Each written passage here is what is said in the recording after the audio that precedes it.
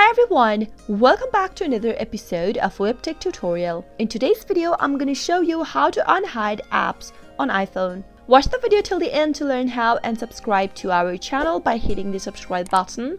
Also press the notification bell icon so that YouTube will notify you whenever we post a new video. If you'd like to unhide an application from your iPhone home screen, then follow the steps. First, let me show you by hiding an application. If you wish to hide an application from your home screen on your iPhone, press hold on application and from the menu that pops up, select Remove App. Tap on Remove from home screen in order to hide an application. It will now be taken to the app library.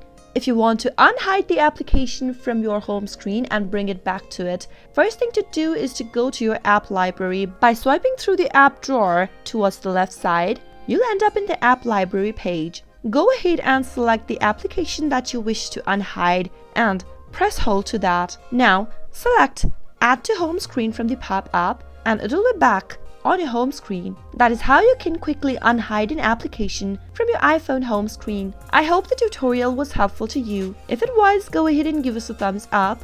Comment down in the comment box if you have a question or a feedback for us. I'll soon be back with more tutorial videos like this. Thank you for watching.